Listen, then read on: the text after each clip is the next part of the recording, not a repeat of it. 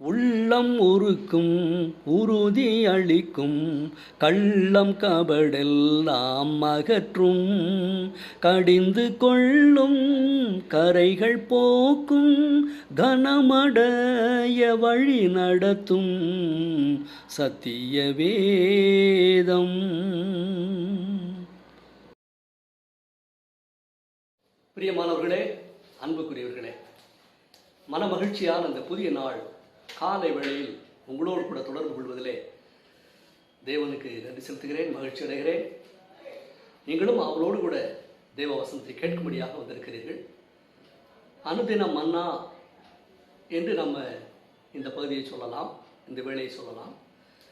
தினந்தோறும் இஸ்ரவேல் மக்களுக்கு தேவன் மனாந்திரத்திலே மன்னாவை பொழிந்தருளினது போல இந்த நாளிலே தேவனுடைய வசனம் உங்களுக்காக தேவனால் பொழிந்தருளப்படுகிறது. கவனித்து பார்ப்பீர்களானால் இது மனுஷன் பேசுகிறதாக இருந்தாலும் இது தேவ செய்தி என்று தான் நாம் சொல்லுகிறோம். இந்த நாளிலே தேவனுடைய செய்தியோடு கூட உங்களை சந்திப்பதிலே நான் மகிழ்ச்சி அடைகிறேன். ஒரு சிறு ஜெபம் செய்து இந்த நாளின் செய்தியை நாம் துவக்குவோம், ஜெபிப்போம். இரக்கத்தில் ஐஸ்வர்யமுள்ளவரான எங்கள் பரலோக தேவனே, துதிகளுக்கும் ஸ்தோத்திரங்களுக்கும் பாத்திரரே, நல்லவரே, மன நிறைவான இந்த அருமையான காலை வேளைக்காய் ஸ்தோத்திரிக்கிறோம். காலை பொழுதை உங்களுடைய கரத்திலே நாங்கள் பெற்றுக்கொள்வது எவ்வளவு பெரிய ஆனந்தம் தகப்பனே. இந்த நாளின் நன்மைகளை எங்களுக்கு தருபடியாக உங்களிடத்திலே காத்திருக்கிறோம். எல்லாவற்றுக்கும் மேலாக தேவ செய்தி, உங்களுடைய வாய்ந்து வருகிற வார்த்தைகள் எங்களுக்கு மிகப்பெரிய நன்மை. அதை கேட்கும்படியாக காலை பொழுதிலே கூடி வந்திருக்கிறோம். தேவ வசனத்தை கேட்கிற யாவரையும் ஆசீர்வதியும். உங்களுடைய கிருபையானது வசனத்தை புரிந்து கொள்ளக்கூடிய சக்தி எங்களுக்கு தரட்டும். தகப்பனே, இந்த நாள் முழுவதும் நீர் எங்களை நடத்தும், எங்களை ஆசீர்வதியும். இப்பொழுது சொல்லப்படுகிற செய்தியை கூர்ந்து கவனித்து இதயத்தின் ஆழத்தில் பதித்துக் கொள்ள வாழ்க்கையில் நாங்கள் அதை செயல்படுத்த கிருபை தாரும். மீட்பராம் இயேசுவின் இன்ப நாமத்தில் ஜெபிக்கிறோம் ஜீவனுள்ள எங்கள் நல்ல பிதாவே, ஆமென். பிரியமானவர்களே, இந்த நாளிலே நாம் தேவனுடைய செய்தியாக எபிரேயருக்கு எழுதின நிருபம் 2ஆம் அதிகாரத்திலிருந்து நாம் தேவனுடைய செய்தியை பார்க்க போகிறோம். அதற்கு முன்பதாக ஒரு காரியத்தை சொல்றேன். உலகத்தில் மனிதனுக்கு அநேக கவலைகள் உண்டு. ஒவ்வொரு நாள் காலையில் எழுந்த உடனே கவலைகள் தான், கவலைகளோடு தான் தூங்கவும் போகிறோம். இந்த கவலைகள் தான் இரவு பொழுதிலே மனுஷனுடைய உள்ளத்தை ஆட்கொள்கிறது.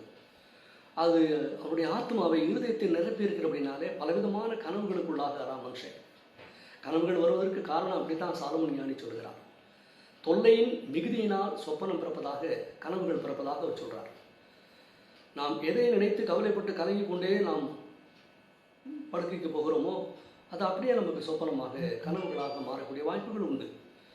பிரியமானவர்களே, இன்றைக்கி நாம் என்ன பார்க்க போகிறோம்னா கவலைகளை குறித்து நாம் பார்க்க போகிறோம். மத்தேயு எழுதின சுவிசேஷம் 6ஆம் அதிகாரத்தில் ஆண்டவராகிய இயேசு இந்த பூமியிலே வாழ்ந்தபோது அவர் மலையிலே ஒரு பிரசங்கம் பண்ணினதாக நாம் பார்க்கிறோம். மத்தேயு எழுதின சுவிசேஷம் 5, 6, 7 இந்த வசனங்களை நீங்கள் பார்க்கும் பொழுது இதெல்லாம் மலை பிரசங்கம் என்று சொல்லப்படுகிறது.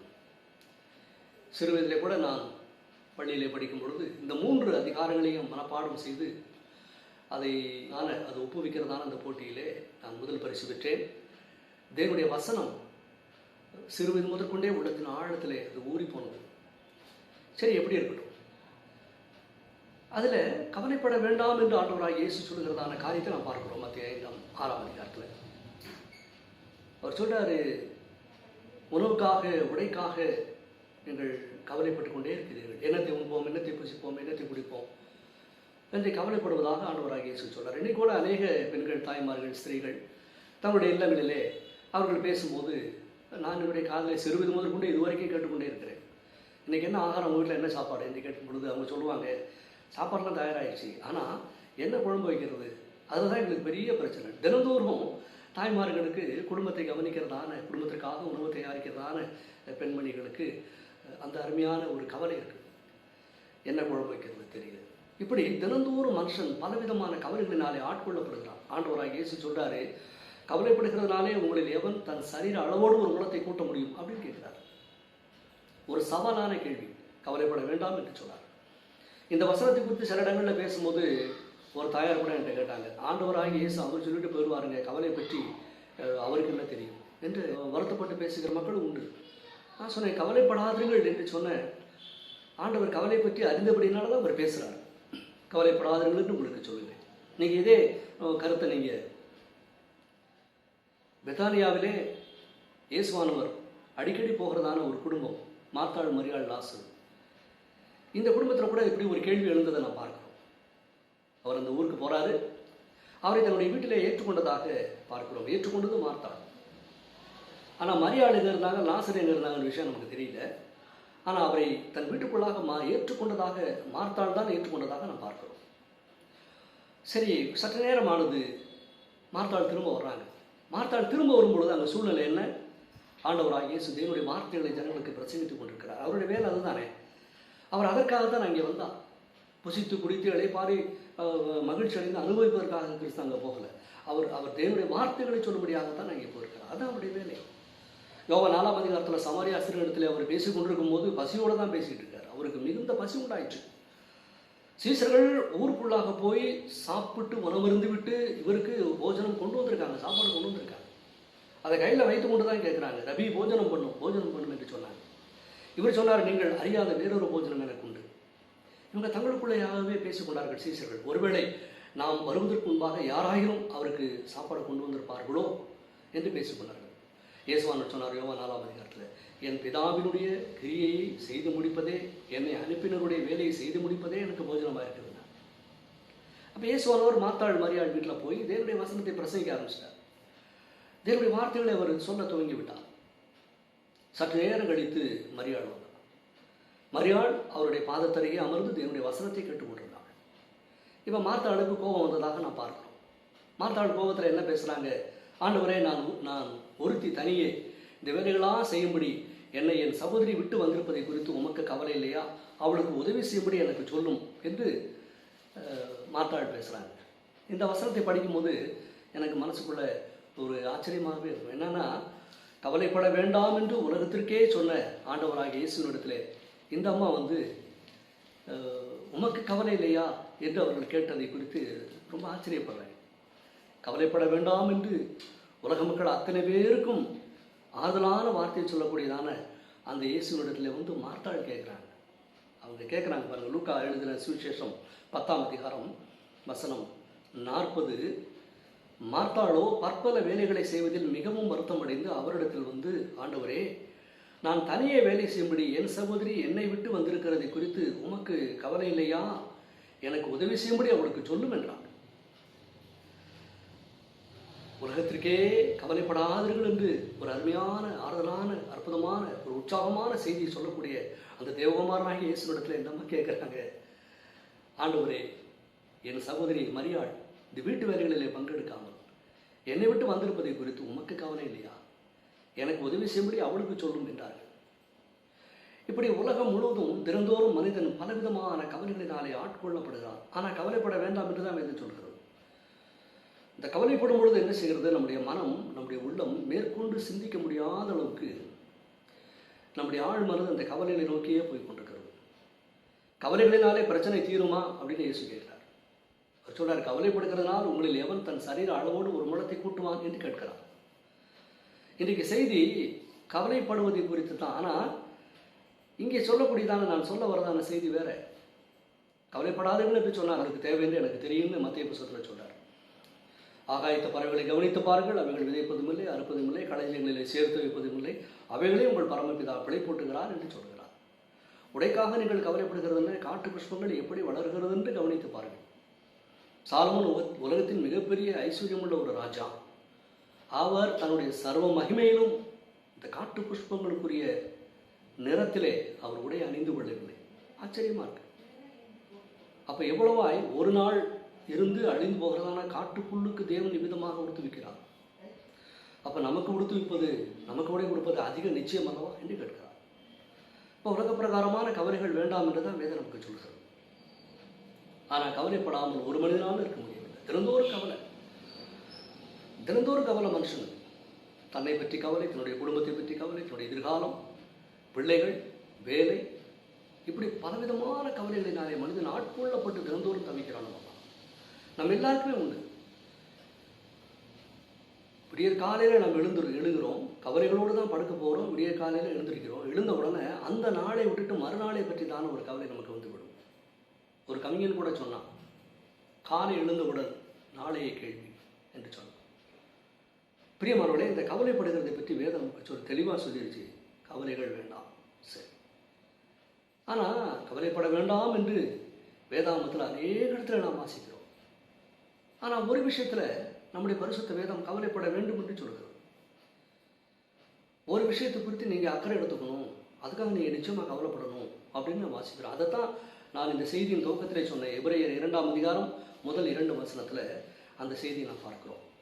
கவலைப்படணும், கண்டிப்பாக அக்கறை எடுத்துக்கணும், அதுக்கு நீங்கள் பிரயாசப்படணும், அதை குறித்து நீங்கள் சிந்திக்கணும், அதை ஆழ்ந்து யோசிக்கணும், அதுக்கு நீங்கள் இடம் கொடுக்கணும். என்ன ஒரு காரியம், எதுக்காக கவலைப்பட சொல்கிறார் அவர்? எபிரேயர் 2ஆம் அதிகாரம் வசனம் முதல் 2 வசனத்தை நான் வாசிக்கிறேன், கேளுங்க. ஆகையால் நாம் கேட்டவைகளை விட்டு விலகாதபடிக்கு அவைகளை மிகுந்த ஜாக்கிரதையாக கவனிக்க வேண்டும்.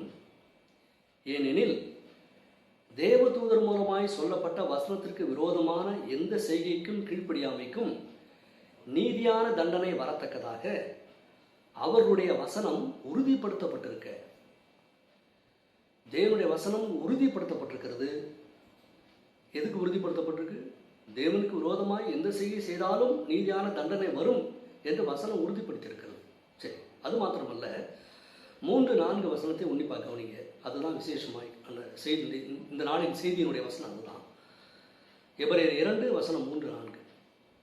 முதலாவது கர்த்தர் மூலமாய் அறிவிக்கப்பட்டு, பின்பு அவரிடத்தில் கேட்டவர்களாலே நமக்கு உறுதியாக்கப்பட்டதும், அடையாளங்களினாலும் அற்புதங்களினாலும் பலவிதமான பலத்த செய்கைகளினாலும் தம்முடைய சித்தத்தின்படி பகிர்ந்து கொடுத்த பரிசுத்தாவின் வரங்களினாலும் தேவன் தாமே சாட்சி கொடுத்ததுமாக இருக்கிற இவ்வளவு பெரிதான ரட்சிப்பை குறித்து நாம் கவலையற்று இருப்போமானால் தண்டனைக்கு எப்படி தப்பித்துக் கொள்வோம் என்று அவர் கேட்கிறார்.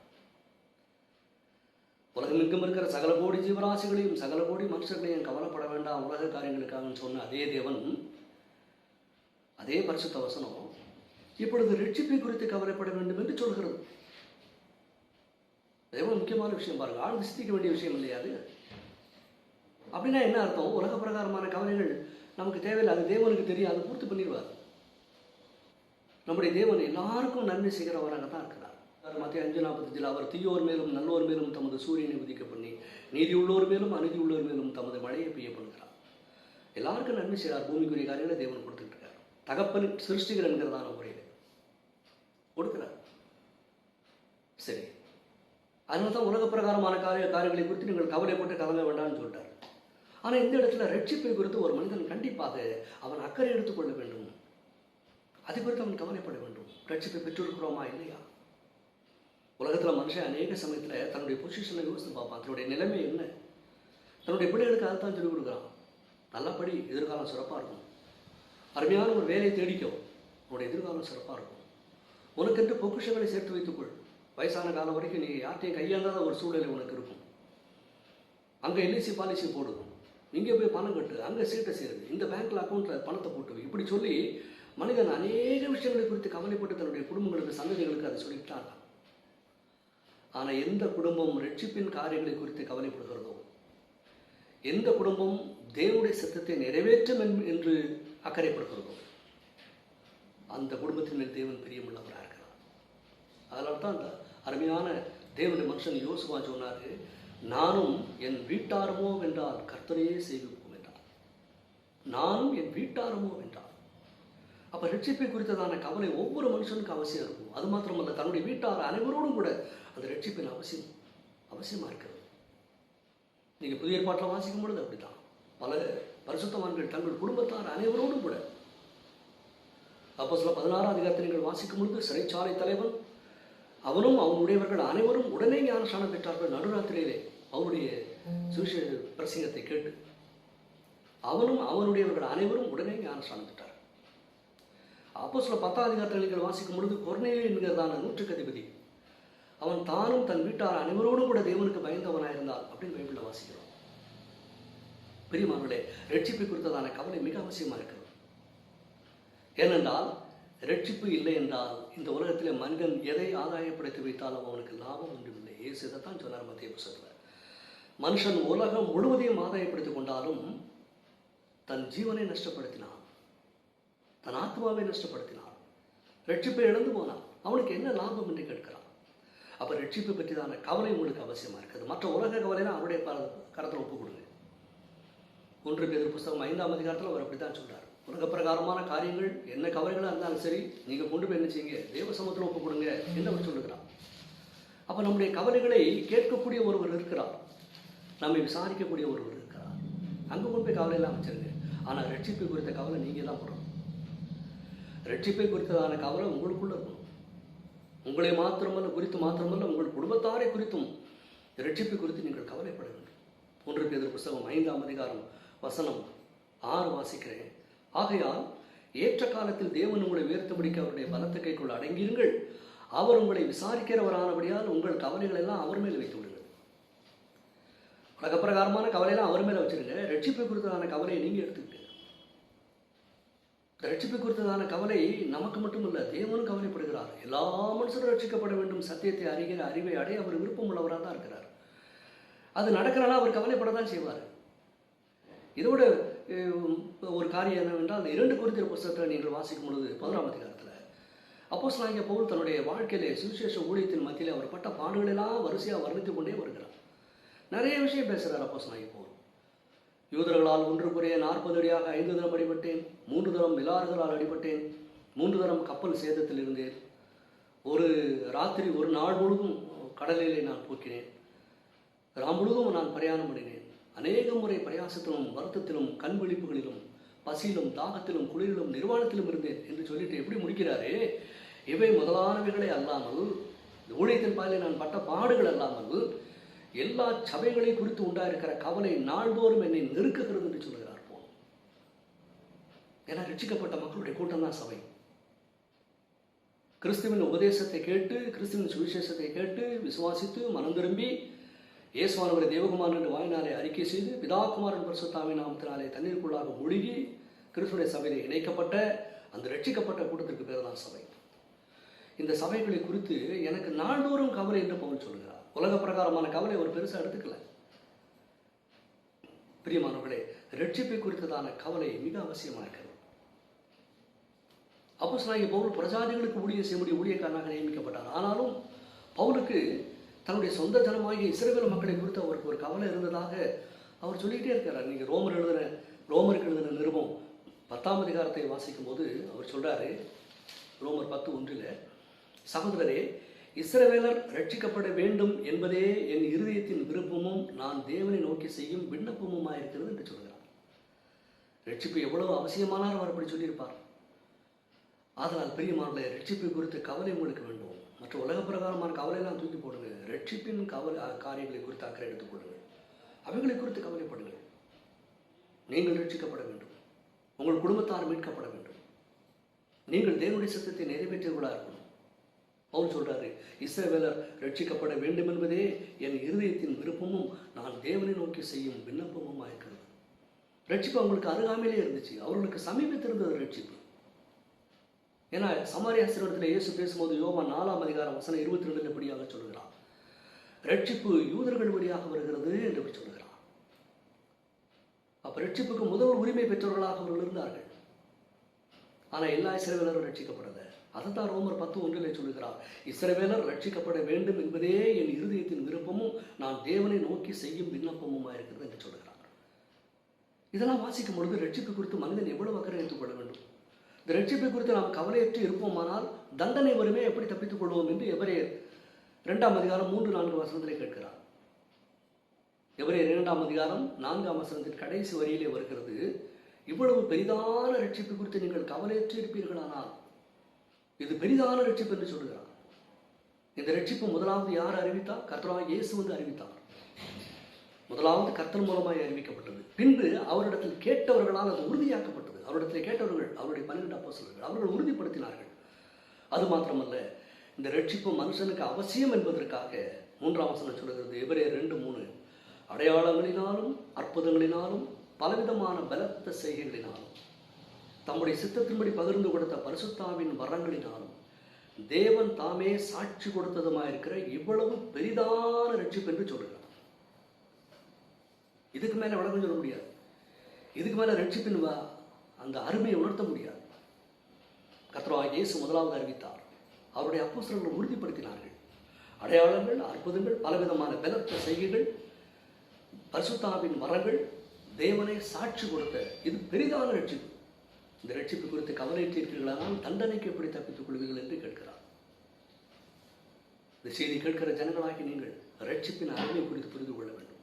உலக பிரகாரமான கவலையெல்லாம் அவருடைய பாத்திரம் ஒப்படைச்சிருங்க. அவர் பார்த்துக்குவார், அவருக்கு தெரியும், அவர் அறிவார். அவர் சொல்றாரு மத்திய 6ஆம் அதிகாரத்தில், அஞ்ஞானிகள் இவைகளை நாடி தேடுகிறார்கள். என்னத்தை உண்போம், என்னத்தை புசிப்போம், குடிப்போம், உலக காரியங்களை அஞ்ஞானிகள் நாடி தேடுகிறார்கள்.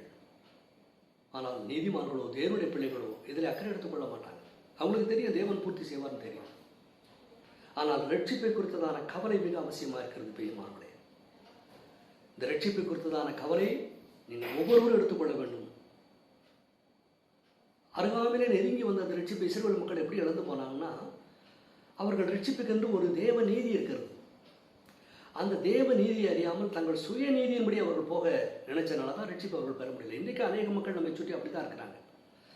இவர்களாக ஒரு வழிமுறைகள், நெறிமுறைகள், சட்டத்திட்டங்களை வச்சுட்டு இந்த வழியில் போனால் நாங்கள் ரட்சிக்கப்படுவோம், நாங்கள் சரியாக தான் இருக்கிறோம், ரட்சிப்பை பற்றி எங்களுக்கு யாரும் சொல்ல வேண்டியதில்லை, நாங்கள் தேவனுக்கு பிரியமான பிள்ளைகள் தான் என்று சொல்லி இவர்களாகவே தங்கள் சுய நீதியிலே அவர்கள் நடக்கிறார்கள்.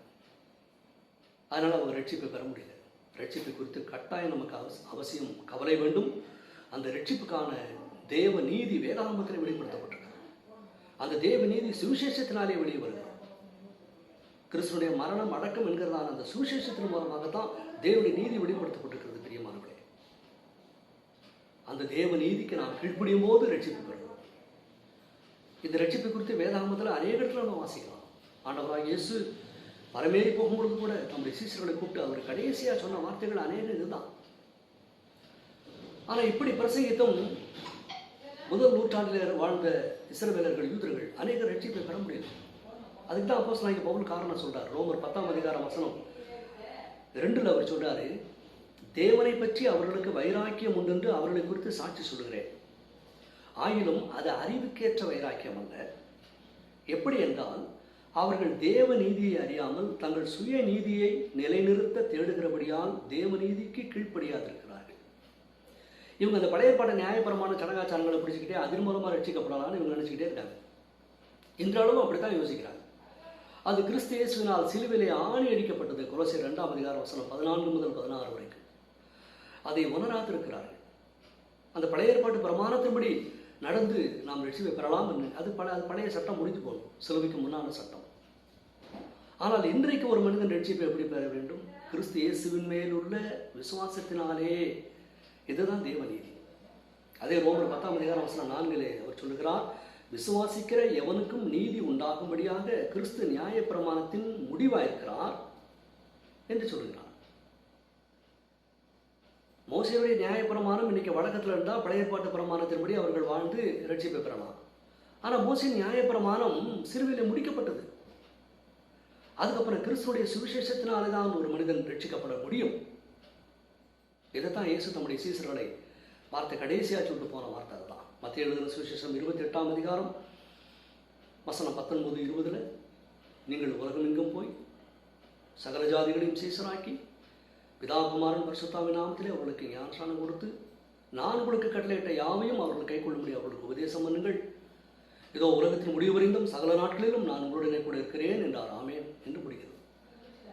அதே மார்க் எழுதின சுவிசேஷம் 16ஆம் அதிகாரம் வசனம் 15 வாசிக்கும் பொழுது நீங்கள் உலகமெங்கும் போய் சர்வ சிருஷ்டிக்கும் சுவிசேஷத்தை பிரசங்கியுங்கள். 16ஆம் வசனம் சொல்கிறது, விசுவாசம் உள்ளவனாகி சுவிசேஷத்தை கேட்டு விசுவாசம் உள்ளவனாகி ஞானஸ்நானம் பெற்றவன் ரட்சிக்கப்படுவான், விசுவாசியாதவனோ ஆக்கினைக்குள்ளாக தீர்க்கப்படுவான் என்று சொல்றார். ரட்சிப்பு எதிலிருந்து? பாவத்திலிருந்து. பாவத்திலிருந்து விடுதலை தான் ரட்சிப்பு. பாவ மன்னிப்பு தான் ரட்சிப்பு. இதை லூக்கா 24ஆம் அதிகாரத்தில் நீங்கள் பார்த்தீங்கன்னா சுவிசேஷத்தின் நிருபங்கள் கடைசியில் எல்லாத்துலேயும் இந்த மாதிரி வார்த்தை வரும். லூக்கா 24 வசனம் 47 அன்றியும் மனந்திரும்புதலும் பாவ மன்னிப்பும் எருசலேம் தொடங்கி பூமியின் சகல தேசத்தாருக்கும் அவருடைய நாமத்தினாலே பிரசங்கிக்கப்பட வேண்டியது என்று அவர் சொல்கிறார். அப்போ ரட்சிப்பு எவ்வளவு அவசியமாக இருந்தால் கர்த்தராகிய இயேசு பரமேறி போகும் பொழுது அதற்கு முன்பாக இந்த வார்த்தையை திரும்ப திரும்ப வலியுறுத்தி பேசுகிறார். ஒரு மனுஷனுடைய ஜீவியத்தின் கடைசி நாட்களில் அவன் பேசுகிற பேச்சு ரொம்ப முக்கியமாக எடுத்துக்கொள்ளப்படும். வயது முதிர்ந்த ஒருவர் மரிக்கும் தருவாயில் இருக்கிறார். ஒரு 90-100 வயது வரைக்கும் வாழக்கூடிய ஒரு மனிதர், எல்லா சகலத்தையும் அனுபவித்த மனிதன் இந்த உலகத்தை விட்டு கடந்து போகும்பொழுது தன்னுடைய பிள்ளைகள், தன்னுடைய உறவுகள் எல்லாரையும் அவர் பார்க்க விரும்புகிறார். அவங்களை அழைச்சி பேசுகிறார். அவர் கடைசியாக கையை பிடிச்சிட்டு சொல்கிற வார்த்தையை அவர்கள் வாழ்க்கையில் மறக்க மாட்டாங்க. அப்படித்தான் ஆண்டவராக இயேசு இந்த உலகத்தை விட்டு அவர் போகிறதான சூழ்நிலையில் சகல மனுஷரும் ரட்சிக்கப்பட வேண்டியது அவசியம் என்கிறபடினாலே, அதற்காகத்தான் அவர் மரித்தார் என்கிறபடினாலே அவர் ரட்சிப்பின் காரியத்தை வலியுறுத்தி சீசர்கள்ட்ட பேசிட்டு போகிறத நம்ம பார்க்குறோம். பிரியமானவர்களே, உலக பிரகாரமான கவலைகளை குறித்து கவலைப்பட வேண்டாம் என்று சொன்ன பரலோகத்தின் தேவன் ரட்சிப்பை குறித்து நாம் அக்கறை எடுத்துக்கொள்ள வேண்டும், நாம் கவலைப்பட வேண்டும் என்று சொல்லியிருக்கிறார். உலக பிரகாரமான காரியங்களை அவர் சமூகத்தில் ஒப்புக் கொடுங்க, அவர் பார்த்துக்குவார். ஆனால் நீங்கள் உங்களுடைய ஆத்ம ரட்சிப்பை குறித்து, உங்கள் குடும்பத்தாருடைய மீட்பை குறித்து நீங்கள் யோசிங்க, அதற்காக கவலைப்படுங்கள், அதற்காக பிரயாசப்படுங்கள். அதை செய்யும்படி தேவன் உங்களுக்கு பலன் தருவாராக. இந்த நாளிலே இந்த செய்தியை கேட்ட உங்கள் ஒவ்வொருவரையும் தேவன் ஆசீர்வதிப்பாராக. நாம் ஒரு ஜெபம் செய்து இந்த நாளின் செய்தியை நாம் நிறைவு செய்வோம், ஜெபிப்போம். சர்வ வல்லவரான எங்கள் அன்பின் தேவனே, துதி ஸ்தோத்திரங்களுக்கு பாத்திரரே, நீர் உம்முடைய குமாரனை ஏகசுதனை, ஒரே பேரான குமாரனை உலக ஜனங்களுடைய மீட்புக்காக பூமிக்கு அனுப்பினீர். இயேசுவானவர் உலக மீட்பராக அனுப்பப்பட்டார் என்று வேதாகமத்தில் நாங்கள் வாசிக்கிறோம். அவர் மூலமாய் வரக்கூடிய மீட்பை உலகத்தின் ஜனங்கள் அத்தனை கோடி பேர் பெற்றுக்கொள்ள கிருபை செய்யும். கிறிஸ்து இயேசு இந்த பூமியில பிறந்த ஒவ்வொருவருக்காகவும் மரணத்தை ருசி பார்த்தார் என்று வேதத்திலே வாசிக்கிறோம். அப்படி இருக்க எல்லா மனிதரும் ரட்சிக்கப்பட வேண்டும் என்று தேவன் விரும்புகிறேன். அந்த ரட்சிப்பை குறித்தான கவலை மக்களுக்கு இருக்கட்டும். இந்த உலக ஜனங்கள் ரட்சிப்பை குறித்து தேடட்டும், ரட்சிப்பை குறித்து உணரட்டும். இந்த செய்தி இந்த நாளிலே கேட்ட ஒவ்வொருவரும் தங்கள் ஆத்ம ரட்சிப்பை குறித்து சிந்திக்கட்டும், அதை குறித்து கவலைப்படும், அதை பெற்றுக்கொள்ள கிருபை செய்யும். செய்தி கேட்ட யாவரையும் ஆசீர்வதியும். இந்த நாளின் நன்மைகளை தாரும், தீமைக்கு விளக்கும். கர்த்தராகிய இயேசு கிறிஸ்துவின் விலையேற பெற்ற திவ்ய நாமத்தில் ஜெபிக்கிறோம் ஜீவனுள்ள எங்கள் நல்ல பிதாவே, ஆமென். தெரிந்தெடுத்தார் தம் மகிமைக்கென்றே பரிந்துரைத்திடுவார் பிழைத்திடுவோம். ரட்சிப்பினால் அலங்கரித்தே ரட்சகர் திருவடி சேர்ந்திடுவோம். தேவ ஆசீர்வாதம் பெருகிடுதே.